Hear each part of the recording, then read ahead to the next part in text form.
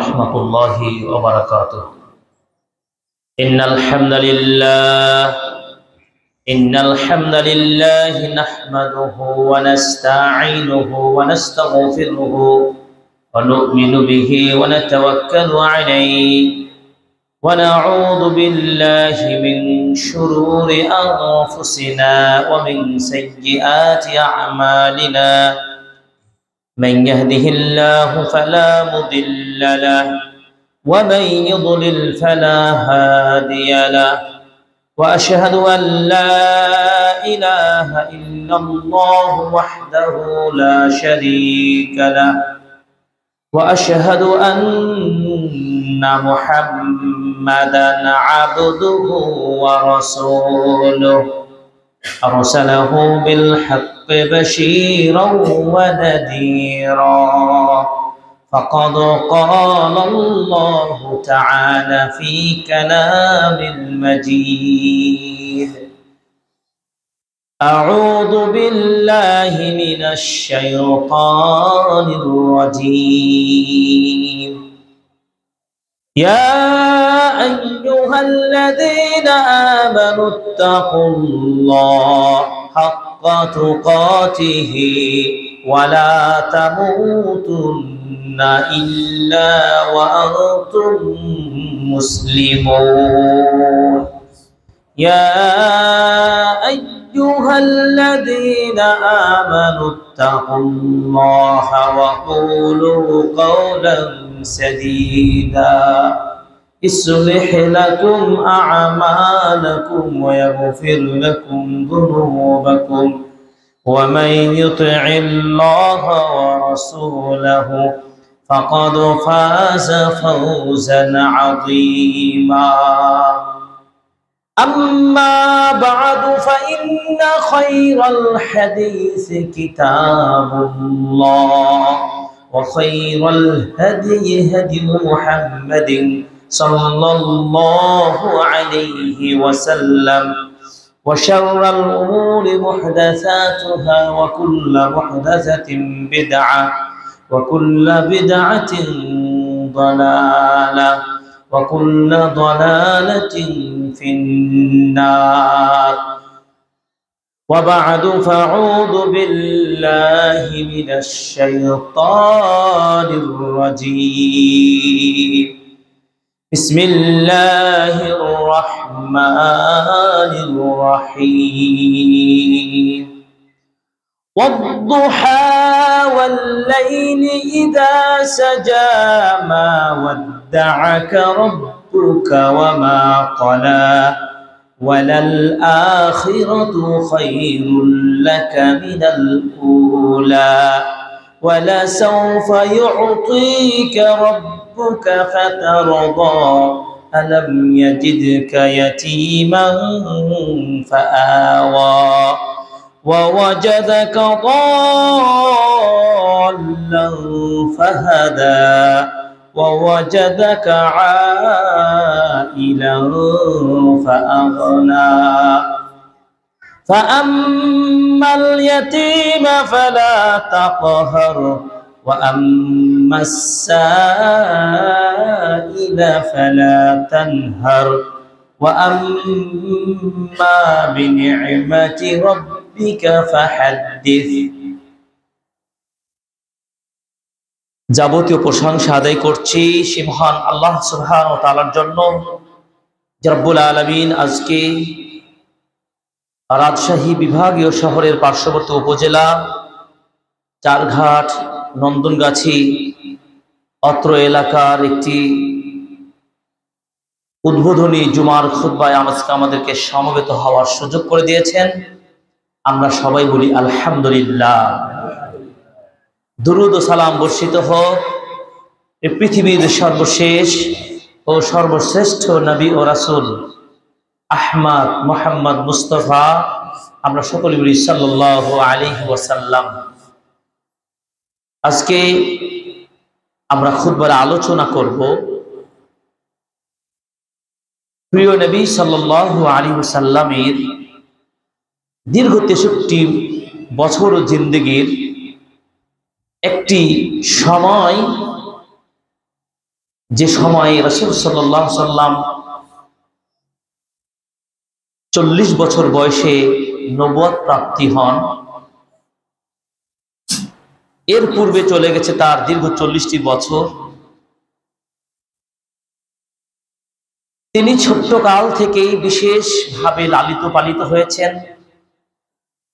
এবং তার এই বিশাল এই জীবনের মধ্যে ঘটে গেছে অনেক দুঃখ, কষ্ট, বেদনা। ঠিক মহান আল্লাহ তাআলা তাকে অনেক মর্যাদা দুনিয়াতে দান করেছেন, যাকে বলা হয়েছে ওয়ামা আরসালনাকা ইল্লা রাহমাতাল লিল আলামিন। হে নবী, আমি আপনাকে বিশ্ববাসীর সকলের জন্য রহমত হিসেবে পাঠিয়েছি। সুবহানাল্লাহ। সেই নবীর শানে কোরআন একটি সূরা নাযিল হয়েছে। পবিত্র কোরআন 30তম পারা, 114টি সূরা। 30তম পারা 93 নম্বর সূরা, সূরাতুদ দুহা। এই সূরাটির আয়াত রয়েছে 11টি, শব্দ রয়েছে 40টি এবং 164টি বর্ণ রয়েছে, হারফ রয়েছে। এই সূরাটির অনুবাদ এবং এই সূরাটিকে ঘিরে কিছু আলোচনা আমরা আজকের খুতবায় উপস্থাপন করার প্রয়াস পাব ইনশাআল্লাহ। এই সূরাটির আলোচ্য বিষয় মূলত দুইটি।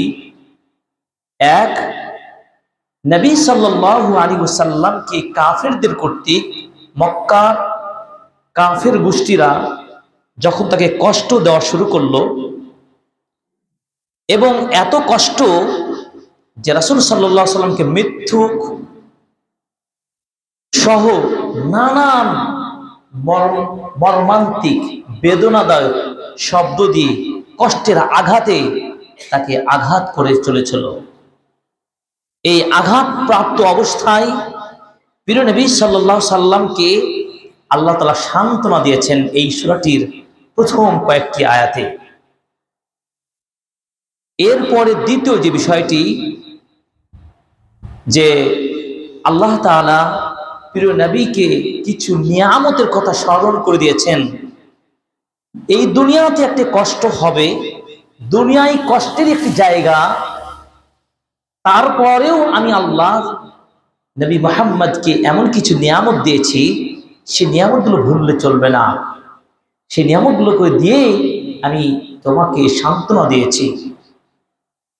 এর পরে পরে তিনি সেই নিয়ামতগুলোর সাথে সাথে স্মরণ করে দিয়ে কিছু নির্দেশনাও দিয়েছেন, বিশেষ করে ইয়াতীম এবং প্রার্থনাকারী অথবা যার সাহায্য চায়, এই শ্রেণীর মানুষদেরকে যেন কষ্ট না দেওয়া হয়, ইয়াতীমদেরকে যেন ধাক্কা দেওয়া না হয়, এই ব্যাপারেও তিনি তাকে আল্লাহ তাআলা নির্দেশনা দিয়েছেন। যেই নির্দেশনাগুলো আমাদের সবার জীবনের জন্য অনেক শিক্ষা রয়েছে এই সূরাটির মধ্যে। এই সূরাটির গুরুত্ব এত বেশি, প্রিয় নবী এই সূরাটিকে বেশি ভালোবাসতেন বিধায় মুআজ বিন জাবাল রাদিয়াল্লাহু তাআলা আনহুকে একদিন রাসূল সাল্লাল্লাহু আলাইহি সাল্লাম লক্ষ্য করে বললেন, মুআজ, তুমি তো তোমার এলাকার কওমের মানুষের ইমামতি করো, তুমি নামাজে এই সূরাগুলো তো পড়তে পারো, সূরাতুল আলা, সূরাতুল ফজর, সূরাতুশ শামস, সূরাতুল লাইল, সূরাতুদ দুহা, এই সূরাগুলো পড়লে ভালো হয়। মানে রাসূল সাল্লাল্লাহু আলাইহি সাল্লাম এই সূরাগুলো এলাকার মুসল্লিদেরকে নিয়ে নামাজে তেলাওয়াত করতে অবশ্যই পছন্দ করতেন বলেই কিন্তু মুআজ রাদিয়াল্লাহু তাআলা আনহুকে এই সূরাগুলোর পরামর্শ দিলেন। এই কথা দ্বারা বোঝা যায় যে এই সূরাটির একটা বিশেষ গুরুত্ব রয়েছে। তাছাড়া এই সূরাটির মধ্যে অনেক শিক্ষা রয়েছে। আমাদের প্র্যাকটিক্যাল লাইফে আমরা দেখব সত্যিকার আমাদের কোরআন এই একটি সূরা তাফসীর করে খুতবার মাধ্যমে আমাদের জীবনকে পরিবর্তন করতে পারবেন ইনশাআল্লাহ। এবং আমি মনে করি এই সূরাটি যখন স্টাডি করছিলাম, তাদাব্বুর বিল কোরআন বুঝে বুঝে পড়ার চেষ্টা করছিলাম, সত্যিকার অর্থে আমার হৃদয়ের মাঝে কিছু ত্রুটি ছিল, আমার ব্যক্তিগত কিছু কষ্ট ছিল, কিছু জমানো ব্যথা নিয়ে আমি চলছিলাম। এই সূরাটি পড়তে পড়তে, গবেষণা করতে করতে আমার ব্যথা কষ্টগুলো দূরীভূত হয়ে গেছে। বলুন আলহামদুলিল্লাহ। তাহলে আশা করি আপনাদের ব্যথা দূর হবে। এই সূরাটা অবতীর্ণের প্রেক্ষাপটটা কি? কোন ব্যথা নবীকে ব্যথায় ব্যথিত করেছিল, কোন কষ্ট তাকে দেওয়া হয়েছিল, যেই কষ্টের প্রেক্ষাপটেই এই সূরাটি অবতীর্ণ হয়। কোন ঘটনার প্রেক্ষিতে যে সূরা নাজিল হয়, সেই ঘটনার পরিপ্রেক্ষিত ঘটনাকে বলা হয় সাবাবুন নুজুল, যেটি আমরা বলি শানে নুজুল। অর্থাৎ এই সূরাটি অবতীর্ণের প্রেক্ষাপট, কারণ কি, কোন বিষয়টাকে লক্ষ্য করে এই সূরাতুদ দুহা অবতীর্ণ হয়েছে। হাদিস বর্ণনাকারী সাহাবী, মদিনার সাহাবী জুনদুব বিন আব্দুল্লাহ বিন আবু সুফিয়ান আল বাজালি রাদিয়াল্লাহু তাআলা আনহু হাদিসটি বর্ণনা করে বলেছেন যে রাসূল সাল্লাল্লাহু আলাইহি সাল্লাম অসুস্থ হওয়ার কারণে 2 রাত অথবা 3 রাত তাহাজ্জুদের সালাত আদায় করতে পারেননি। এই ঘটনা কিন্তু গোপন রাখার তো বিষয় না। একজন বাড়িতে যদি অসুস্থ হয়, প্রতিবেশী জেনে যাবে। তো ঠিক স্বাভাবিকভাবে নবীজি সাল্লাল্লাহু আলাইহি সাল্লামের বাড়ির খুবই নিকটবর্তী প্রতিবেশী ছিল তার চাচা আবুল আহাব। চাচা আবুল আহাবের স্ত্রী, আর আবুল আহাবের স্ত্রী ছিল আবু সুফিয়ানের আপন বোন উম্মে জামিল, যাকে বলা হয় আওরা বিনতে হারব। এই মহিলা সম্পর্কের দিক থেকে নবীজির চাচি, কিন্তু সেই মহিলাকে তো ইসলাম গ্রহণ করেনি। ইসলামের সবচাইতে বিদ্বেষী যে কজন নারীর ঘটনা পাওয়া যায়, নবীর বিরোধিতা যারা করেছে, তার মধ্যে আবুল আহাবের স্ত্রী অন্যতম, যার সম্পর্কে কোরআনের একটি সূরার আয়াত নাজিল করা হয়েছে, সূরাতুল লাহাম, সূরাতুল মাসাদও বলা হয়। সেই চাচি এসে নবীজির অসুস্থতার কথা শুনে সান্ত্বনা না দিয়ে বরং কাঁটা ঘায়ে লবণ ছিটিয়ে দিল। বলল কি, ইয়া মুহাম্মদ মা আরা শাইতানাকা ইল্লা ক্বাদ তারাকাকা। মুহাম্মদ, আমি যা মনে করি যে কয়দিন থেকে দেখছি তোমার নিকট ওই শয়তানটা আর আসে না, নিশ্চয়ই তোমাকে ছেড়ে চলে গেছে। নাউজুবিল্লাহ। কত কষ্টের কথা! কাকে শয়তান বলল? জিবরিল আমিনকে শয়তান বলল। ওই যে জিবরিল আমিন নবুয়ত নিয়ে এসেছেন, ওহীর বাণী নিয়ে এসেছেন, মাঝে মধ্যে আল্লাহর নির্দেশ যখন হতো, জিবরিল আমিন কিন্তু নবীজির নিকট ওহী নিয়ে আসতেন, আর সেই ওহীর বাণী সেই মক্কার অলিগলিতে নবীজি ছড়িয়ে দিতেন। যখন অসুস্থ হয়েছেন, মাঝে কিছু সময়ের জন্য ওহী আসা বন্ধ হওয়ায় এই মহিলা বুঝতে পেরে কাঁটা ঘায়ে লবণ দিল। স্বাভাবিক প্রথম দিকে নবীজি ওহী যখন পেলেন, চলমান ওহী বন্ধ হয়ে গেল। ফাতরাতান কালিলাতান, সামান্য সময়ের জন্য যখন ওহী বন্ধ, স্বাভাবিক একটা টেনশন থাকবেই। অন্যদিকে নবীজি অসুস্থ, এই অবস্থায় নবীকে আরো সান্ত্বনা না দিয়ে তাকে কষ্ট দিচ্ছে। যে কষ্টের কথা নয়, অসুস্থ তাকে সেবা করবে, তাকে সান্ত্বনা দেবে, সেখানে সরাসরি অ্যাটাক করলো কোথায়? জিবরিল আমিনকে শয়তান বলে। নাউজুবিল্লাহ। এই মর্মাহতর ভঙ্গুর হৃদয়, কষ্টে কাতর হৃদয়, ইচ্ছাইতে কষ্ট কি হতে পারে? নবীজিকে এই কষ্টের মধ্যে কষ্ট দিল, আবার জিবরিল আমিনকে শয়তান বলে গালি দিল।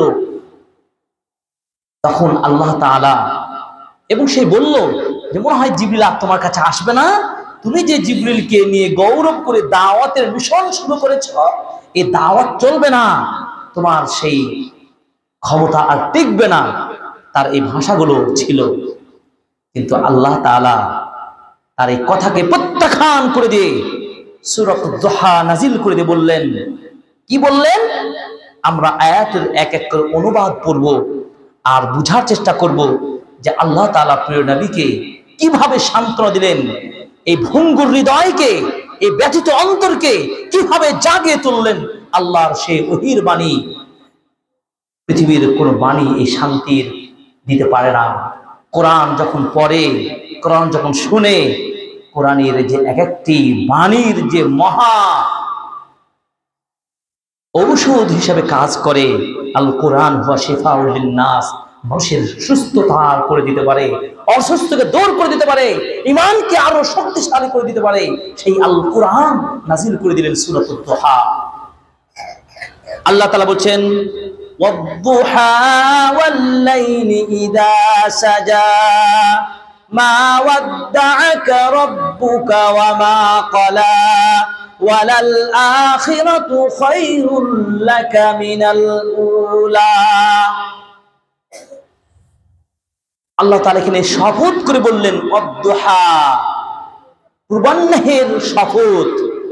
এই আদ-দুহা বলতে সকল মুফাসসিরগণ সকালের সূর্য উদিত হওয়ার পরে যে সূর্যের আলো উদ্ভাসিত হয়, এই আলোকময় সময়টুকে দুহা এর সময় বলা হয়। অন্যান্য মুফাসসিরগণ বলছেন সকালে সূর্য উদিত হওয়া থেকে নিয়ে দুপুর পর্যন্ত দুহা বলা হয়, এরপর জোহরে রক্ত হয়ে যায়। এক কথায় দিনের আলো সকাল বেলায় যখন উদ্ভাসিত হয়ে আলোর গতিটা বৃদ্ধি পেতে থাকে, আমরা যে সময় স্বাভাবিক নাস্তা করি, সকালের খাবার গ্রহণ করি, সেই সময়টাকে আল্লাহ তাআলা শপথ করে বলছেন ওয়াদ-দুহা ওয়াল-লাইলি ইযা সাজা, এবং রাতেরও কসম, যখন রাত নিথর হয়ে যায়। কোন কথা যখন বলেন আল্লাহ তাআলা এইভাবে শপথ করে, সেটা দৃঢ়তা বোঝায়, সেটা সত্য ভাবে বুঝানোর জন্য শপথ করা হয়। আমরাও তো দুনিয়াতে যখন কোনো বিষয় প্রমাণ করতে চাই, তখন বলি না, শপথ করে বলছি আমি এই কাজটা করি নাই, শপথ করে বলছি আমি এই কাজটা করেছি।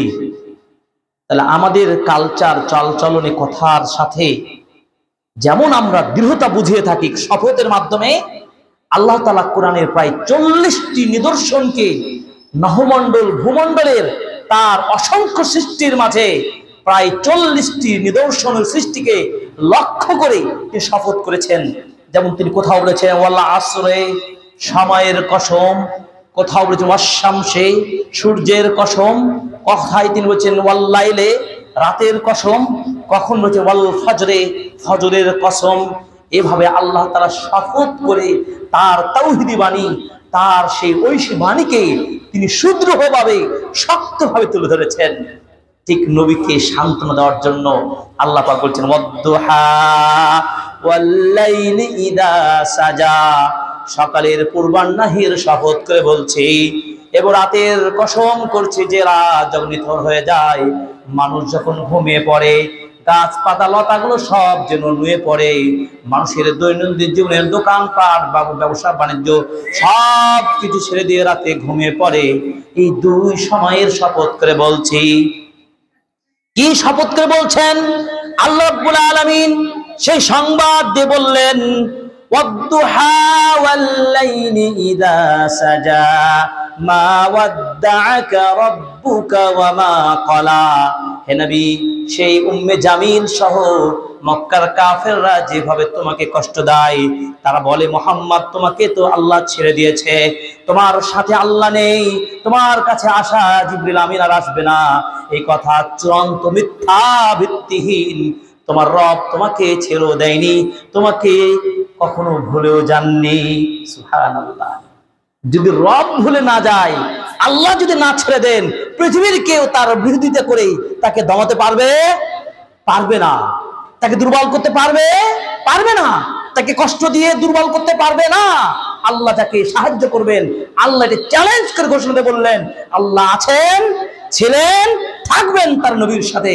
বলুন আলহামদুলিল্লাহ।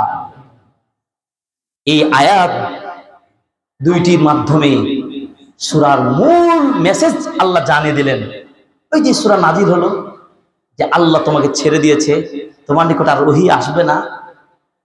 কে বলেছিল? উম্মে জামিল, আবু সুফিয়ানের বোন, আবু লাহাবের স্ত্রী। কিন্তু ঘটনা উল্টো হয়ে গেল। নবীর সান্ত্বনা পেয়ে আরো ধন্য হলেন। আল্লাহু আকবার। এখানে একটা সূক্ষ্ম বিষয় মনে রাখতে হবে। আল্লাহ দিনের আলো আর রাতের অন্ধকারের, নিথুর রাতের কথা উল্লেখ করলেন কেন? এখানে একটা স্মরণ করতে হবে যে দুনিয়ার জীবনে আল্লাহ মানুষের জন্য দিন ও রাত সৃষ্টি করেছেন। দিনে মানুষ করবে কি? কর্ম পেশায় নিয়োজিত থাকবে। তারা জীবনে দিনের মধ্যে মাঠে ঘাটে কাজে কর্মে থাকবে, আর রাতে এসে তারা আরাম বিশ্রাম করবে। ওয়াজআলনান নাহারা মাআশা ওয়াজআলনাল লাইলা লিবাসা। দিনকে করেছেন জীবিকা উপার্জনের সময়, আর রাত্রিকে করেছেন তিনি আরাম আয়েশ নেওয়ার জন্য। এবং এই কথা থেকে আমরা এটাও শিক্ষা নিতে পারি যে আপনি যেভাবে নড়াচড়া করছেন এই দুনিয়াতে, একদিন এই নড়াচড়া দুনিয়ার শক্তি ক্ষমতা কোনো একটা সময়ের জন্য নিথর হয়ে বডি আপনার লাশ হয়ে পড়ে থাকবে। কবে কোথায় আপনাকে দাফন করা হবে আপনার দেহ সেদিন বলতে পারবে না। আমাকে একটা ভালো বিছানা দাও, আমাকে একটা ভালো জায়গা দাও, আমাকে ভালো খাবার দাও, আমাকে সুখ দাও, কিছুই বলতে কি পারবো? কবে কোথায় কোন সময় মৃত্যু হবে এ কথা থেকে আমাকে মনে রাখতে হবে। জীবন আল্লাহ দিয়েছেন, সেই আল্লাহ আমার মৃত্যু নেবেন, এটা সত্য কথা। দুনিয়ায় তুমি কষ্ট দিয়ে আমাকে দুর্বল করতে পারবে না। আমার এই দুনিয়ার জীবনই মূল নয়, আমার দুনিয়ার জীবনের শ্রেষ্ঠ জীবন নয়, শ্রেষ্ঠ জীবন পরকাল জীবন। এই কথাও কিন্তু দিন ও রাত দিয়ে আল্লাহ বুঝিয়ে দিয়েছেন।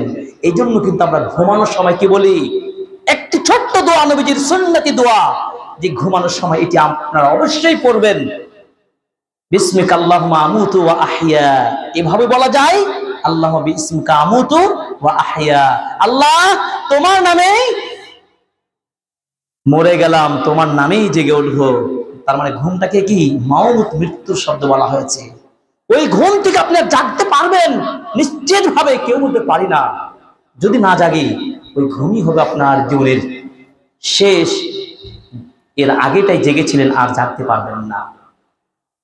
আল্লাহ তাআলা শপথ করে বলেছেন, অতএব হুঁশিয়ার, সাবধান হতে হবে। এখান থেকে শিক্ষা নিতে হবে যে দুনিয়ায় যতদিন বাঁচবো কর্মমুখী হয়ে চলবো, আমলে সালেহের মধ্যে থাকবো, সৎ আমল বাস্তবায়ন করব। আল্লাহ তাআলা সেই জন্য জীবন ও মৃত্যু যে সৃষ্টি করেছেন, দুনিয়া এবং পরকাল যে সৃষ্টি করেছেন, এই রহস্যটা কি? দুনিয়ার জীবনে কষ্ট থাকবে, নবীকে স্মরণ করে বলছেন কষ্ট থাকবে, কষ্টের সাথেই স্বস্তি মিলবে, শান্তি মিলবে, এবং এমন কিছু আল্লাহ আপনাকে দেবেন, আপনি খুশি হয়ে যাবেন, ওই ব্যথা আপনার দূর হয়ে যাবে। সুবহানাল্লাহ। এটি আমার আপনার জীবনে ঘটতে পারে। الذي خلق الموت والحياة ليبلوكم أيكم أحسن عملا وهو العزيز الغفور। সেই মহান সত্তা জীবন ও মরণ সৃষ্টি করলেন কেন? তোমাদের পরীক্ষা করার জন্য। এই পরীক্ষায় দেখবেন কে বেশি ভালো আমল করতে পারে, কে মন্দ আমল করে। ভালো ও মন্দের আমলের পরীক্ষা করে আল্লাহ রাব্বুল আলামিন সেদিন তাকে উত্তম এবং শ্রেষ্ঠ জায়গা দান করবেন, সেটি হচ্ছে জান্নাত। এজন্য আমাকে আপনাকে কষ্টে বিপদে মুসিবতে অসুখে বিসুখে বিপদে আপনাকে অস্থির হওয়া যাবে না, সবর ধৈর্য ধারণ করতে হবে। আল্লাহ রাব্বুল আলামিন এই দুনিয়াটাকে একটা খেল তামাশা হিসাবে তুচ্ছ তাচ্ছিল্যের সাথে তুলনা করেছে। এজন্য আমরা এই পরে একটি পূর্ব আল্লাহ রাব্বুল আলামিন তারপর আরো জানিয়ে দিলেন, বললেন ওয়ালাল আখিরাতু খায়রুল লাকা মিনাল উলা। আর হে নবী জেনে রাখুন, অবশ্যই অবশ্যই পরকালের জীবনটাই হচ্ছে দুনিয়ার জীবনের চেয়ে সর্বশ্রেষ্ঠ এবং উত্তম।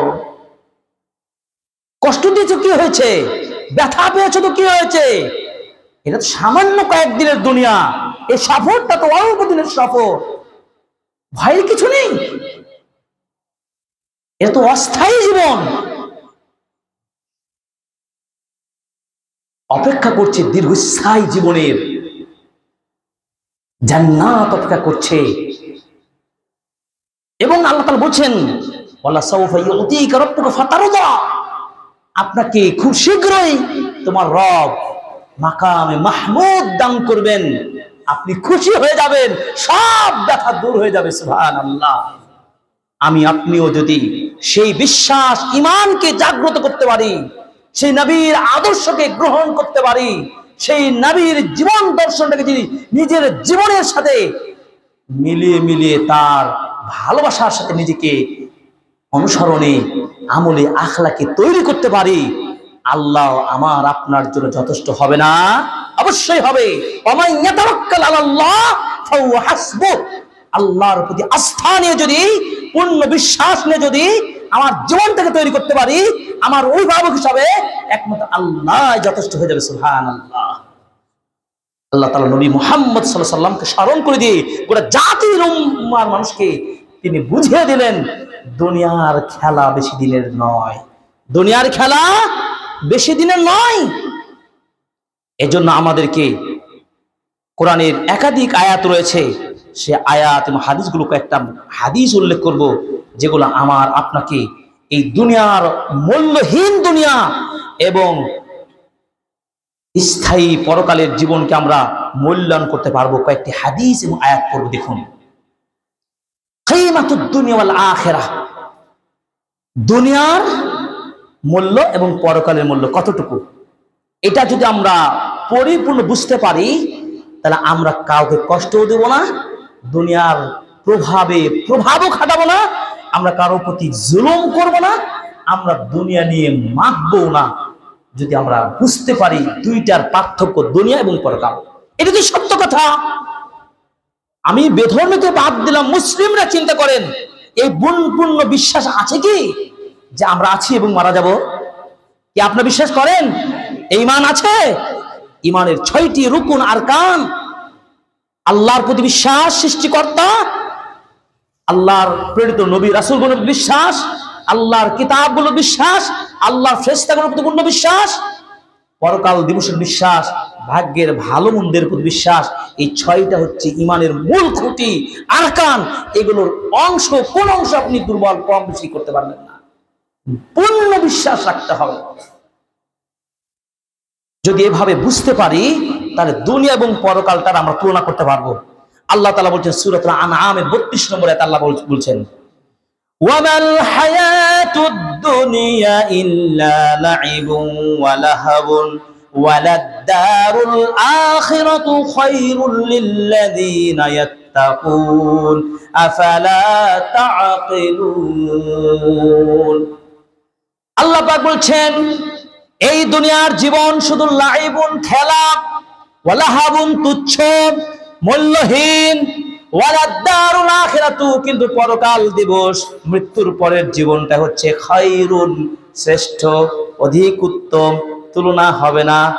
লিল্লাযীনা ইয়াত্তাকুন যারা তাকওয়াবান, যারা আল্লাহকে ভয় করে চলে, ঈমান নিয়ে চলে, সালাত আদায় করে, সমাজের মধ্যে বিশৃঙ্খলা সৃষ্টি করে না, শান্তির সাথে সুন্দরভাবে নবীজির আদর্শ নিয়ে, সাহাবীদের আদর্শ নিয়ে যারা জীবনকে প্রতিষ্ঠা করে, এভাবে যারা আল্লাহকে ভয় করে যারা চলে, এই মুত্তাকিদের জন্যই তো পরকালের জীবনটা যে শ্রেষ্ঠ জীবন। আর অপরাধীর জন্য কি? অপরাধীদের জেলখানা।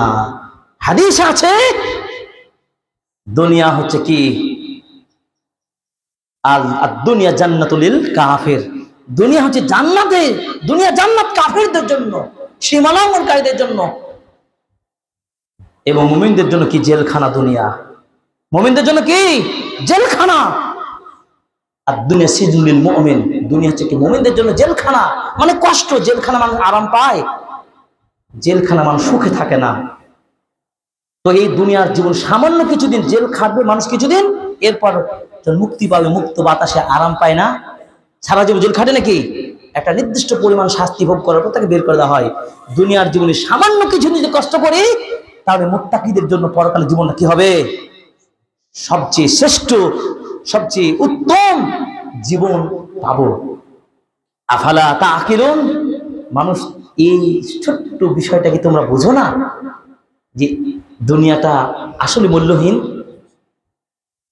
আমি ক্লাসে প্রায় বলে থাকি সাধারণ শিক্ষার্থীদেরকে তাদের ঈমানটাকে চেক করার জন্য, আচ্ছা বলো তো, আমাদের পাড়ায় মহল্লায় অনেকে তো মারা গেছে, নিজ পরিবারের, নিজ প্রতিবেশী, তারা কেউ কি আবার ফিরে এসেছে? 10 বছর পর কি 10 মাস পর বা 1 বছর পর কি 2 বছর পর তারা কি কবর থেকে ফিরে এসেছে? এই ক্ষমতার কারণেই। তার মানে যে কোনো মুহূর্তে আমার আপনার চলে যেতে হবে, এই টাইমটা আল্লাহ জানিয়ে দেননি। ওই যাওয়ার পরে আর ব্যাক করার সুযোগ আর নাই, কারো ক্ষমতা নেই। আল্লাহ কিন্তু একদিন ব্যাক করবেন ফায়সালার জন্য। সেদিন কি? হাসরের মাঠে পুরো দুনিয়ার সব কিছু, ঘর বাড়ি কিছুই থাকবে না, সব উলট পালটে ধ্বংস হয়ে যাবে। এরপর আল্লাহ ফায়সালার জন্য হাসরের মাঠ তিনি প্রস্তুত করবেন। এই হাসরের মাঠে হাউজে কাউসার থাকবে। নবীজিকে কি সম্মান দিচ্ছেন দেখুন। এই আয়াতটা আপনাকে বলছি, যেই নবীকে আপনি কষ্ট দিলেন, যেই নবীর কথা, নবীকে ব্যথা দিচ্ছেন, নবীর সুন্নাহকে আপনি ভুলণ্ঠিত করে দিয়ে নিজের আদর্শকে প্রতিষ্ঠা করতে চাচ্ছেন, আপনাকে বলি আপনি একটা পাগল, আপনি জ্ঞানহীন, আপনি একেবারে দুনিয়া নিয়ে আসক্ত, পরকালকে চিনতে পারেন নাই। নবীজি কোন সুপার পর্যায়ের মর্যাদা আল্লাহ তাকে দিচ্ছেন। নবীজিকে ঠাট্টা করে দুর্বল ভাবার লাভ নাই, নবীর অনুসারীদেরকে আপনি দুর্বল ভাবার কোন সুযোগ নেই। আল্লাহ কি সম্মান দিবেন দেখুন, ভিআইপি, পৃথিবীর সবচেয়ে সম্মান সেদিন দিবেন। কবে? আল্লাহ সে কথাই বলছেন সূরাতুদ দুহা, ওয়ালা সাউফা ইউতিকা রাব্বুকা ফাতারদা, আর অবশ্যই খুব শীঘ্রই নবী তোমাকে মাকামে মাহমুদ দেওয়া হবে, আপনি খুশি হয়ে যাবেন। ধরুন আমাকে যদি বলে হুজুর ভয় নাই, আগামী বছর আপনি এমপি মন্ত্রী হয়ে যাবেন, ক্ষমতা বাড়বে না কমবে? তাতেই আমার আর পা মাটিতে পড়বে না, বুঝছেন? এটা তো তুলনা করা যায় না, কোনো উদাহরণ দিয়ে বোঝানো যাবে না। আল্লাহু আকবার। আল্লাহ নবী মুহাম্মদ সাল্লাল্লাহু আলাইহি সাল্লামকে দিবেন মাকামে মাহমুদ। মাকামে মাহমুদ কি?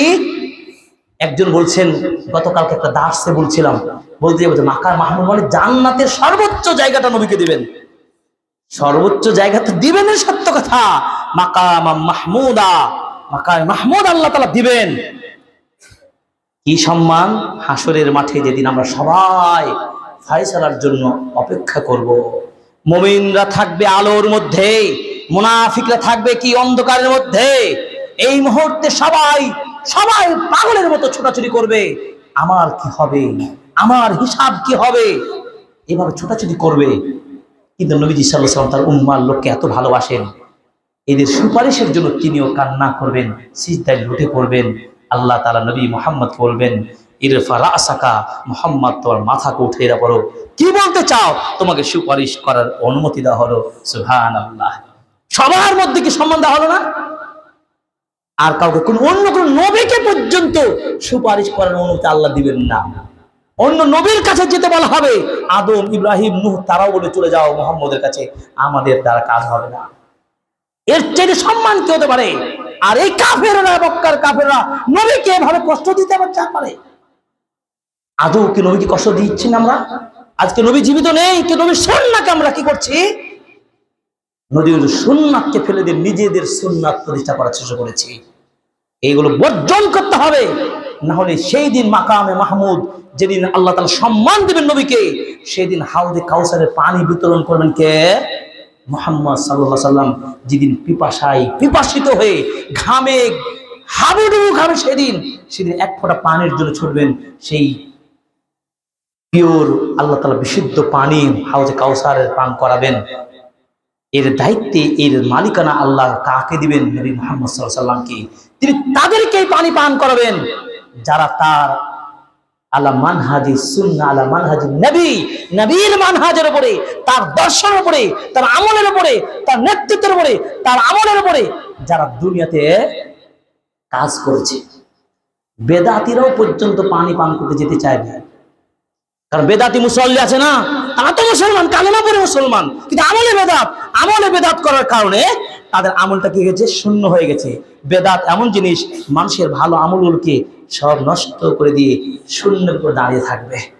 তখন ফেরেশতাগণ বলবেন, মুহাম্মদ কাদেরকে পানি পান করার জন্য আপনি দিচ্ছেন? আপনার উম্মার লোক বলে তাই ওই হাক, দুর্ভোগ চলে যাও তোমরা, তোমাদেরকে দেওয়া হবে না, কারণ তোমরা আমার মৃত্যুর পরে আমার দিনকে পরিবর্তন করে দিয়েছ।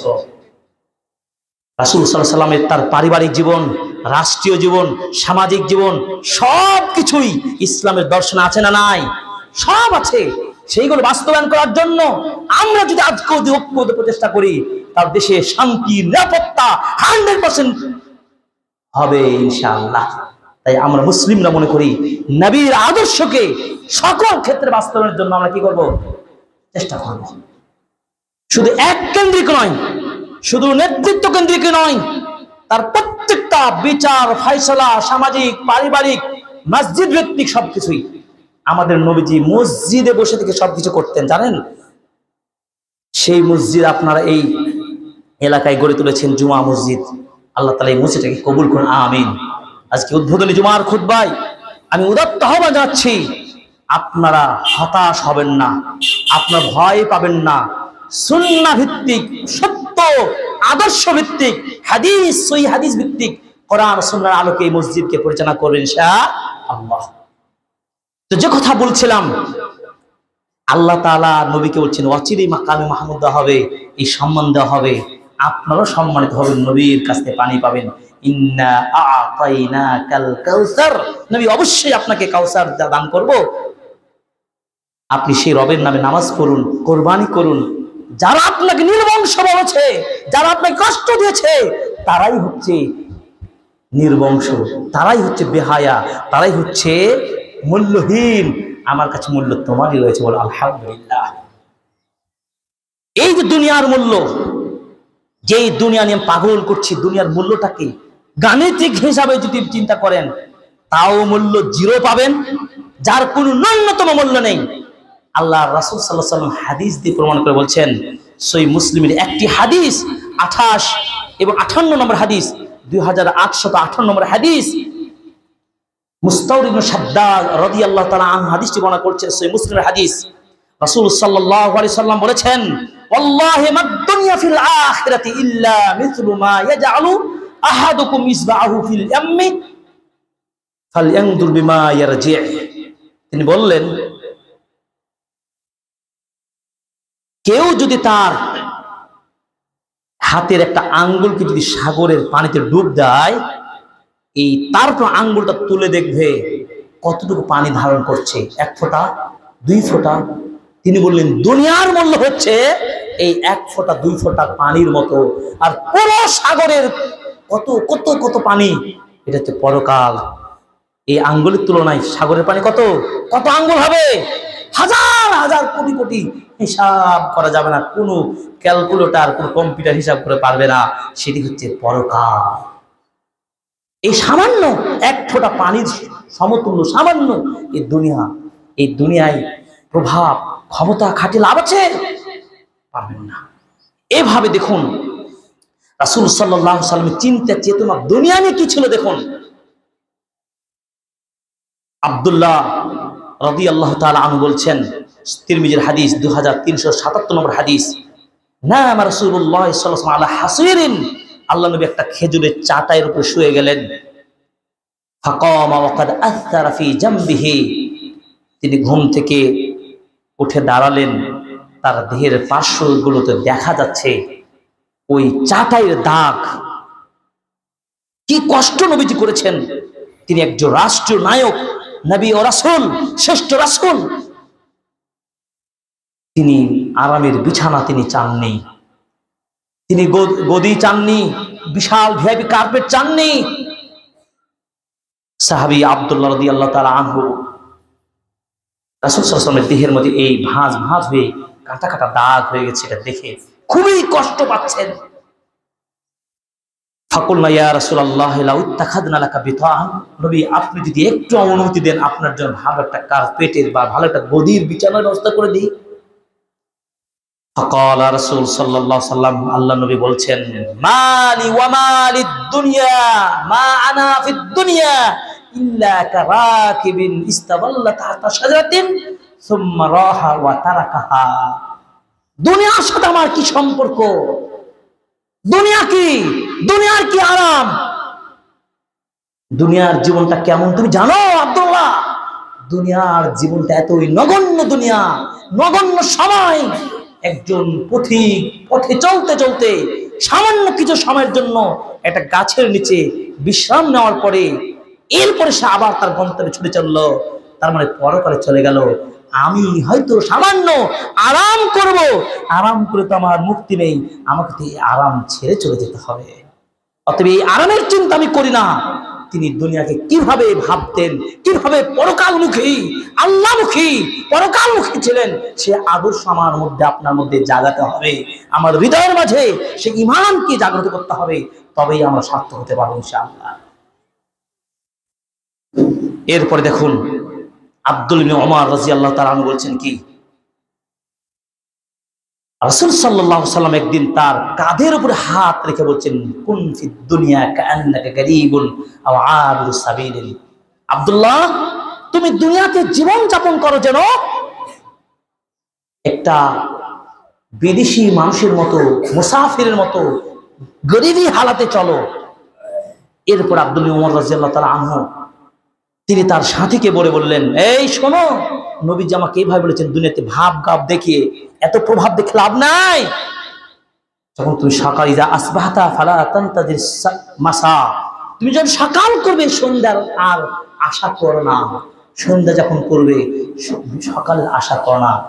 যখন অসুস্থ হওয়ার আগেই তুমি সুস্থতাকে মূল্যায়ন করো, মৃত্যু আসার আগেই তুমি এই জীবনের মূল্যায়ন করো। অতএব বেঁচে থাকতেই আমরা আল্লাহর নবীর ওসিয়ত আদর্শকে গ্রহণ করব। দুনিয়ার আসল ঠিকানা নয়, দুনিয়া আমার আসল ঠিকানা নয়।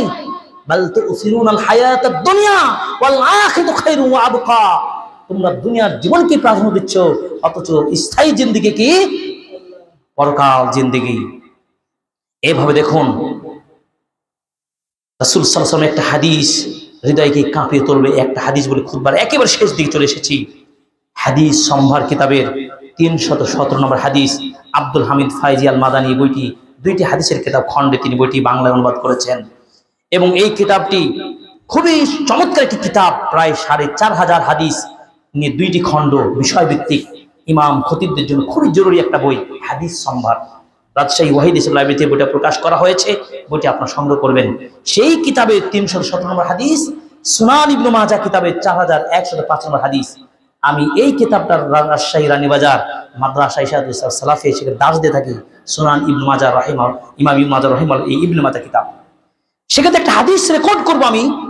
যায়েদ বিন সাবিত রাদিয়াল্লাহু তাআলা আনহু বলছেন, সামি'তু রাসূলুল্লাহ সাল্লাল্লাহু আলাইহি ওয়াসাল্লাম, আমি রাসূল সাল্লাল্লাহু আলাইহি ওয়াসাল্লামকে বলতে শুনেছি কি, মান কানাতিদ দুনিয়া হাম্মাহু ফাররাকাল্লাহু আলাইহি আমরাহু।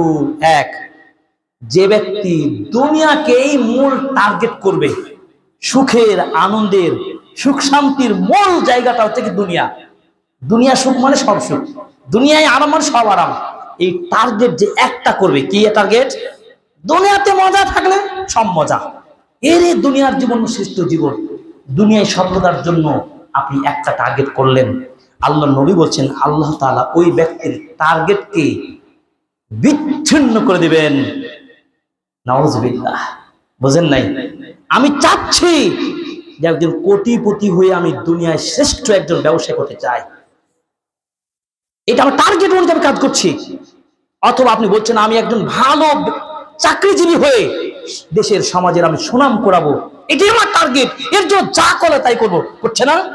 এক শ্রেণীর মানুষ একটা পরীক্ষাকে বলছে, আজকে বিশেষ পরীক্ষা হলো বাংলাদেশে, বহু যুবক যুবতী আছে, তাদের জীবনের একটাই টার্গেট, আমাকে বিশেষ ক্যাডার হতেই হবে।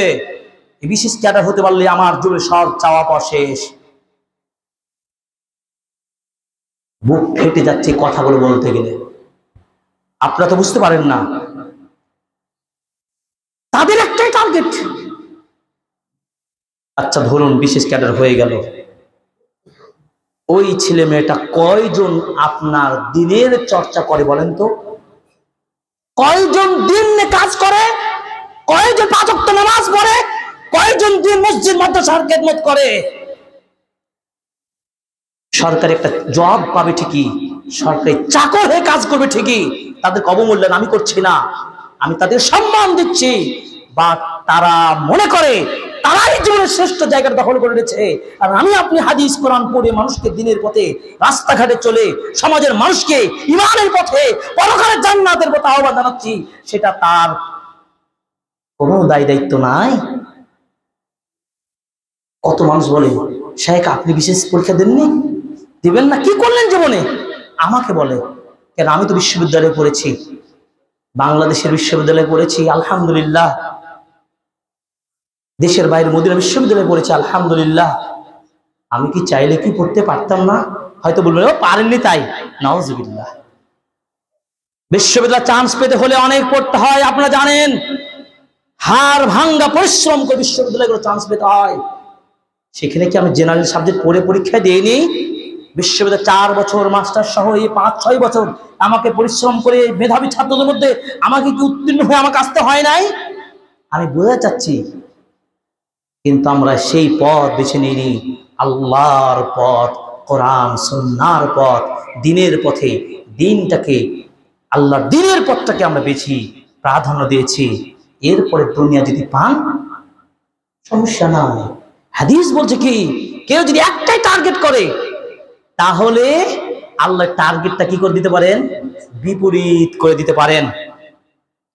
2, ওয়াজাআলা ফাকরাহু বাইনা আইনাইহি, তার 2 চোখের মাঝে আল্লাহ শুধু অভাব দেখাবে।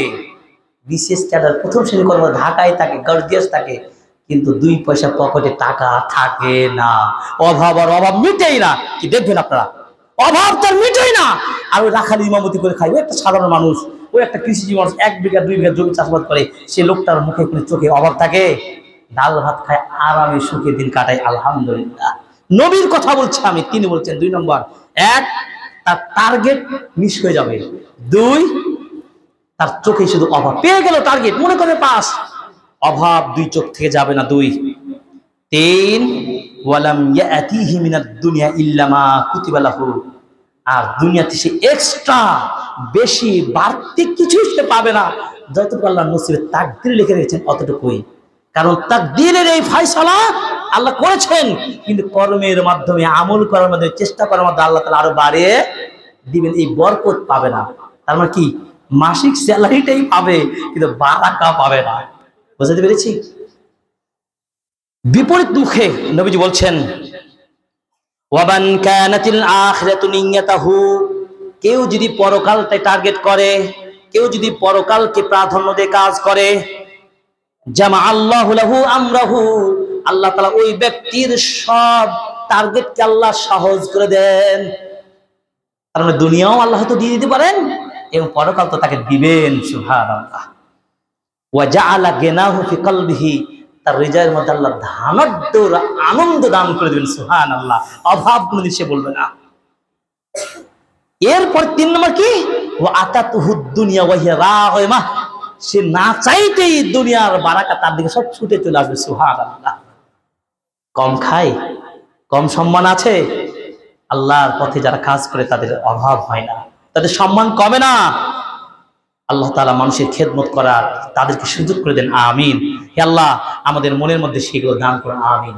হুব্বুদ দুনিয়া, ইমাম সাদি রাহিমাহুল্লাহ বলেছেন, হুব্বুদ দুনিয়া ওয়া ইথারু আল আখিরা, পরকালকে প্রাধান্য না দিয়ে দুনিয়ার ভালোবাসা, এই দুনিয়াকে যারা প্রাধান্য দেয়, এই দুনিয়াকে ভালোবাসা, দুনিয়াকে প্রাধান্য দেওয়াটা হচ্ছে কি, রাসু কুল্লি খতিয়াতিন, সকল ভুলের পাপের মূল চাবিকাঠি। আল্লাহ আকবার। আল্লাহ তাআলা আমাদের ক্ষমা করুন। আমিন। আল্লাহ তাআলা আমাদের জন্য সহজ করুন। আমিন। এরপরে আসি সর্বশেষ, আল্লাহ তাআলা বললেন কি নবীকে, এমন কিছু দিবেন আপনি খুশি হয়ে যাবেন। সূরা যুহা। এরপর কি বললেন? এরপরে বললেন, আলাম ইয়াজিদকা ইয়াতীমান ফাআওয়া, নবী আমি কি আপনাকে ইয়াতীম হিসেবে পাইনি? ওই যে স্মরণ করে দিচ্ছেন। তার মানে আমরা যা পাবো, নিয়ামত পাবো, শুকর আদায় করতে হবে। আপনি ইয়াতীম ছিলেন, আল্লাহ আপনাকে আশ্রয় দিয়েছেন, আশ্রয় দেননি? ছোট্টকালে জন্মের আগে বাবাকে হারিয়েছেন আমাদের নবীজি সাল্লাল্লাহু আলাইহি ওয়াসাল্লাম। বাবা হারা, অল্প কিছুদিন পরে মা চলে গেলেন 6 বছর বয়সে। 8 বছর বয়সে আপন দাদা যে অভিভাবক হিসাবে ছিলেন সে দাদাও চলে গেলেন। দায়িত্ব পেল কে? চাচা আবু তালিবের নিকট। আল্লাহ তাআলা এই এতিম সন্তানকে লালন করার জন্য আল্লাহ এত উত্তম ব্যবস্থা করে দিলেন, বাবা মার চাইতেও বেশি ভালোবাসা তার এই অভিভাবকদের মধ্যে আল্লাহ ভালোবাসা ঢেলে দিলেন দাদা আব্দুল মুত্তালিব এবং চাচা আবু তালিবের মধ্যে। সুবহানাল্লাহ। তারা মুসলমান হয়নি, কিন্তু নিজের নাতিকে, নিজের ভাইস্তাকে কি ভালোবাসা দিয়ে আগলে রাখলেন, নবীজি কষ্ট বুঝতেই পারেন নাই। এটা আল্লাহ তাদের অন্তরকে গলে দেয় নাই। এমনকি শিয়াবে আবু তালিব 3 বছর তিনি কুরাইশদের কঠিন মোকাবেলা করেছেন। আবু তালিব তার চাচা, শুধু চাচাকে কানে কানে বললেন, চাচা মৃত্যুর আগে কালেমাটা পড়ে নেন, কালেমা পড়লেই জান্নাত। মুসনাদ আহমদের লম্বা হাদিস রয়েছে, রাসূল বলছেন, তিলকাল কালেমা আল্লাতী আরাস্তু আলা আম্মি, ওই কালেমা যেটা আমার চাচাকে বলেছিলাম, আমার চাচা যদি কালেমাটা পড়ে নিতেন লা ইলাহা ইল্লাল্লাহ, তাহলে জান্নাত চলে যেত। আমি বুঝে যাচ্ছি এতিম নবী, এই এতিম নবীর ভালোবাসা আগলে রাখেন কে? এই চাচা এবং দাদা। আল্লাহ বলছেন, নবী ভয় নেই, নিয়ামতের কথা স্মরণ করো, এটাও তো তোমাকে দিয়েছি। এরপর বলছেন ওয়াজাদাকা দাল্লান ফাহাদা, আর আল্লাহ বলছেন আমি তোমাকে পাইনি এই অবস্থায় যে তুমি এগুলো জানতে না, সঠিক রাস্তা চিনতে না, বা সেই পথগুলো সম্পর্কে ধারণা ছিল না, আমি তোমাকে সঠিক মুক্তির পথগুলো, তোমার দাওয়াতের পথগুলো সবকিছুকে আমি সব দেখিয়ে দিয়েছি। আর 7 লাখ আমি তোমাকে সে রাস্তা দেখিয়ে দিয়েছি। সুবহানাল্লাহ। তুমি তো জানতে না কিভাবে কাফেরদের মোকাবেলা করতে হবে, কিভাবে দাওয়াত করতে হবে, কিভাবে সবর করতে হবে, এই সব কিছুর কলা কৌশল সবকিছু আমি তোমাকে জানিয়ে দিয়েছি আল্লাহ। অতএব কাফেরদের তোমাকে যে কষ্ট দিচ্ছে, কষ্টে কোনো না বসার দরকার নেই। 3 নম্বরে বলছেন ওয়াজাদাকা আইরান ফাআগনা, তোমাকে একটা অর্থ সম্পদ তেমন নেই, অসহায় অবস্থায় পাওয়া গেছে। তার মানে কোনো প্রভাব, বাপের অর্থ সম্পদ নেই, খুব কোটিপতি তাও না, তোমাকে আল্লাহ ধনাঢ্যতা বাড়িয়ে দিয়েছেন। সুবহানাল্লাহ। তিনি অল্প বয়সে চাচার সাথে শাম ব্যবসায় গেলেন। অনেক ইতিহাস নবীজির জীবনী নিয়ে পড়বেন বই, আমার ইচ্ছা ছিল নবীর জীবনী নিয়ে আলোচনা করার অংশ, কিন্তু সুযোগ হচ্ছে না। ছোট্টকালে ব্যবসার ধারণা জ্ঞান আল্লাহ তাআলা দিয়েছিলেন। এরপরে 40 বছর বয়সে নবুয়ত পেলেন। খাদিজা রাদিয়াল্লাহু তাআলা আনহার ব্যবসা বাণিজ্য দেখার সুযোগ পেলেন। বিশ্বস্তার সাথে ব্যবসা বাণিজ্য চালিয়ে প্রচুর সাফল্যতা অর্জন করেন। এরপর বিয়ে শাদী করার পরে খাদিজা রাদিয়াল্লাহু তাআলা আনহাকে ধনে ধনাঢ্য করে দিলেন। সুবহানাল্লাহ। আল্লাহ দেননি, এগুলো নিয়ামত না, আপনাকে আমাকে দিয়েছেন আল্লাহ, অনেক নিয়ামত দিয়েছেন। এই জন্য রাসূল সাল্লাল্লাহু আলাইহি ওয়াসাল্লাম বলেছেন, সেই বান্দা শুকরকারী হতে পারবে না যে কেউ কিছু দিল তার শুকর আদায় করে না। অর্থাৎ আল্লাহ দিয়েছেন, আল্লাহ শুকর আদায় করতে হবে। কেউ যদি আমাকে ভালো কিছু কাজ করে, আমি তার ভালো তা বলতে হবে, এটা দায়িত্ব। তো এগুলো আল্লাহ স্মরণ করে বললেন। সর্বশেষ বলছেন ফাআম্মাল ইয়াতীমা ফালা তাকহার, নবী তুমি নিজেও একজন ইয়াতীম, ইয়াতীমদেরকে কখনো তাড়িয়ে দিবে না। ইয়াতীমদের ফজিলত অনেক বেশি। নবীজি বলেছেন কি, আমি এবং ইয়াতীম জান্নাতে এইভাবে থাকবো। সুবহানাল্লাহ। ইয়াতীমের লালন পালন যারা করবে, দায়িত্ব নেবে, সেই ইয়াতীমের লালন পালনকারী ব্যক্তি আর আমি মুহাম্মদ জান্নাতে এইভাবে থাকবো। সুবহানাল্লাহ। অতএব ইয়াতীমকে কখনো ধাক্কা দিবেন না। এরপরে বললেন ওয়া আম্মাস সাইলা ফালা তানহার, আর যারা ভিক্ষা চায়, সাহায্য চাইতেছে, তাদেরকে তুমি তাড়িয়ে দিবেন না, তাদেরকে ঝাড়ি দিবেন না, তাদেরকে ভয় দেখাবেন না। এরপরে লাস্টে এসে বলছেন ওয়া আম্মা বিনি'মাতি রাব্বিকা ফাহাদ্দিস, আর আপনি আল্লাহর নিকট থেকে যে নিয়ামতগুলো পেয়েছেন এগুলো মানুষের সামনে বর্ণনা করেন। বলেন তো আমি আপনার নিয়ামত পাইনি? আলহামদুলিল্লাহ, অনেক অনেক নিয়ামত পেয়েছি, আল্লাহর শুকর আদায় করে বলুন আলহামদুলিল্লাহ।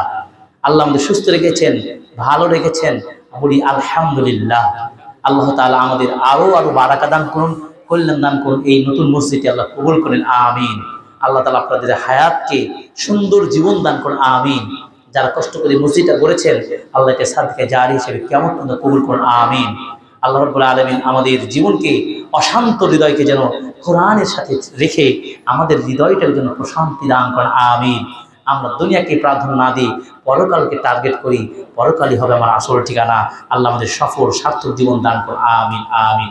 বারাকাল্লাহু লানা ওয়া লাকুম ফিল কুরআনিল ওয়া নাফা'না ওয়া ইয়্যাকুম বিল আয়াতিল হাকীম ইন্নাহু তাওয়াবুর মালিকুর রাউফুর রহিম